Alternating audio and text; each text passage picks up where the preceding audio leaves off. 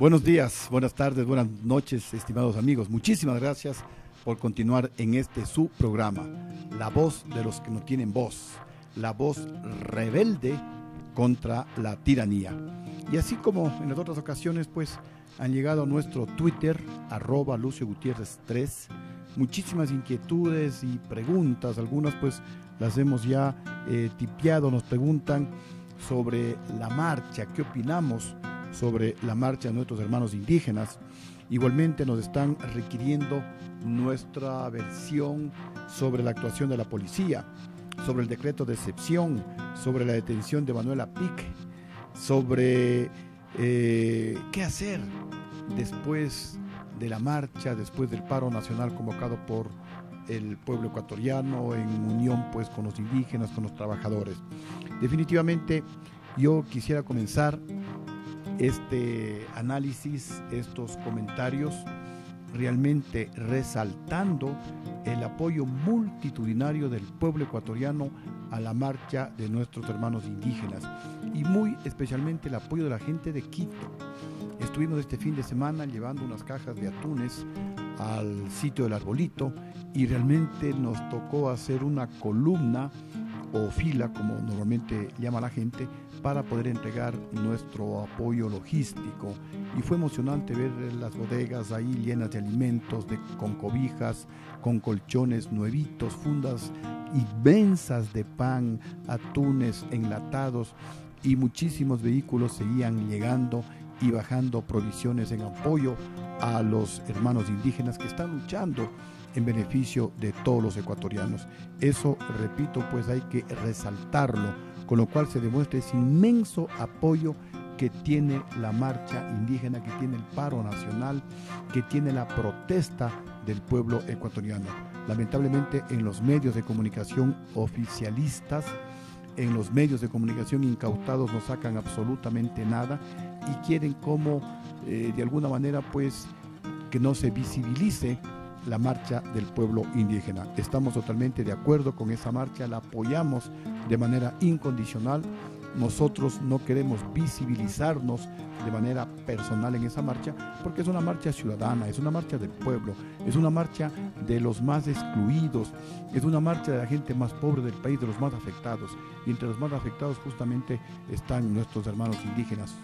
Todos los ecuatorianos estamos sufriendo porque como hemos conversado con la gente de las bases del pueblo indígena, los que están durmiendo en el Parque del Arbolito, todo está demasiado caro, la plata no alcanza prácticamente para nada, no hay trabajo, y como no hay trabajo, pues la delincuencia se ha incrementado terriblemente en el Ecuador, en todas las ciudades del país.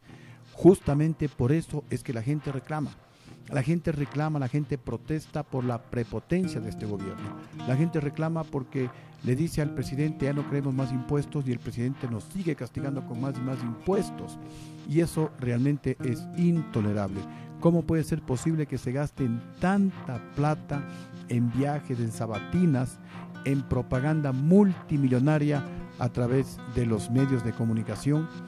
El presidente se ha comprado 2 aviones y hay un despilfarro en todo el país. Las obras públicas construidas con sobreprecios no las licitan, las entregan a dedo. Bueno, es un despilfarro, es una farra con el dinero de los ecuatorianos, y por eso el pueblo ecuatoriano se hartó, y por eso el pueblo ecuatoriano está protestando, en este caso pues en el Arbolito, y siguen las protestas en todo el territorio nacional, porque nosotros como ciudadanos, como gente del pueblo, también protestamos el 13 de agosto en marchas tanto en Manabí, en la provincia del Napo, en la provincia del Guayas, especialmente en la ciudad de Guayaquil.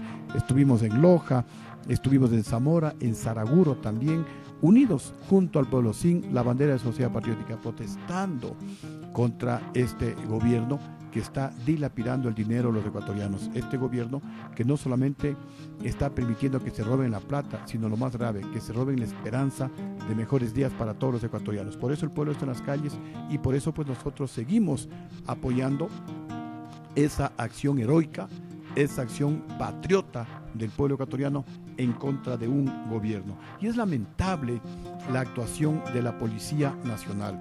La Policía Nacional está siendo mal utilizada por este gobierno. No es posible que ciertos elementos de la Policía Nacional se hayan ensañado con el pueblo indígena, se hayan ensañado con el pueblo que está protestando. Ese pueblo está protestando en beneficio de todos los ecuatorianos, también en beneficio de ustedes, amigos de la Policía Nacional. Ustedes tienen hijos que no pueden entrar a la universidad, ustedes tienen familiares que no tienen en este momento trabajo, ustedes tienen amigos que están desempleados, gente que está desesperada por la situación de la crisis económica y social por la que se encuentra el Ecuador. Ustedes no pueden reprimir de esta manera tan brutal, tan salvaje al pueblo ecuatoriano. Recuerden que la responsabilidad no solamente está en quien da la orden, sino también en quien cumple esa orden. Así que mi recomendación, amigos de la Policía Nacional, recapaciten, no repriman tan salvajemente al pueblo ecuatoriano.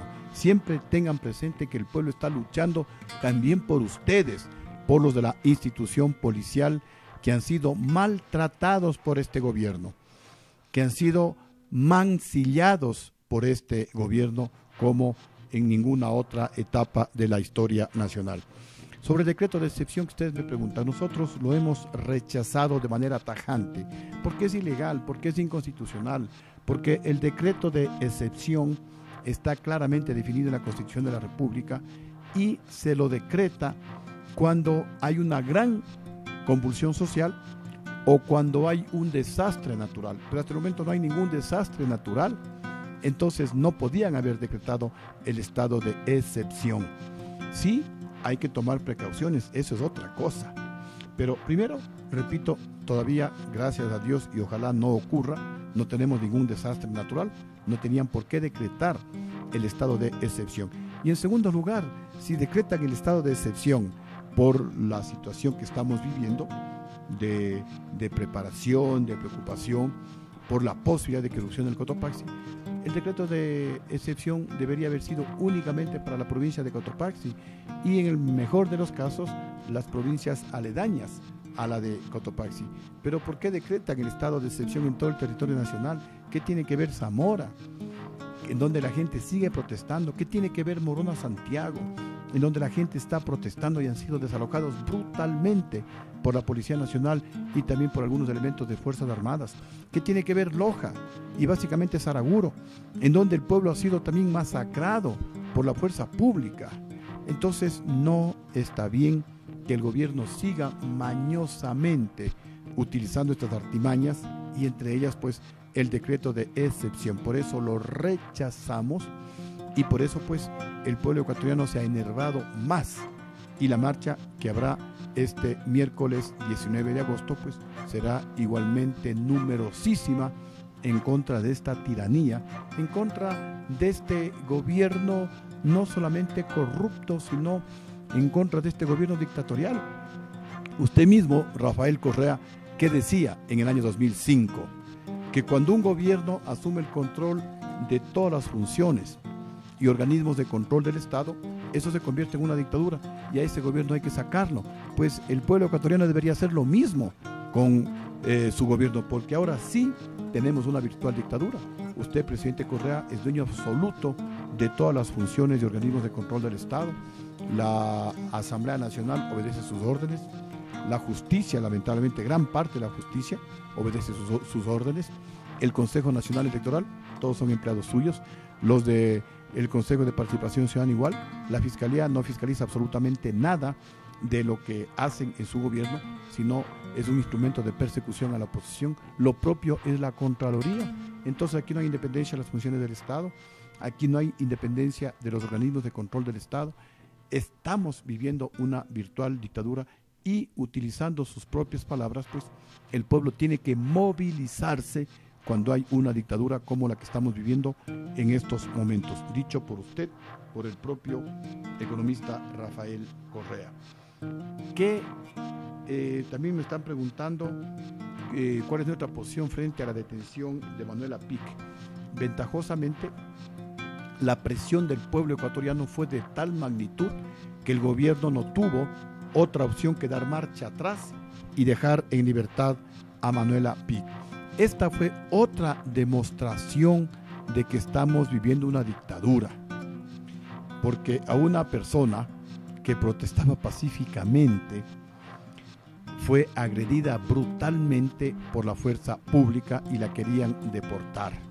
Nosotros pues rechazamos de manera total esta actitud grosera, esta actitud dictatorial por parte del gobierno nacional. Repito, ventajosamente ya fue liberada Manuela Pic. Y también nos preguntan, bueno, ¿y qué hacer frente a esta situación? Primero, pues la lucha debe continuar. No nos olvidemos que la única lucha que se pierde es la lucha que se abandona.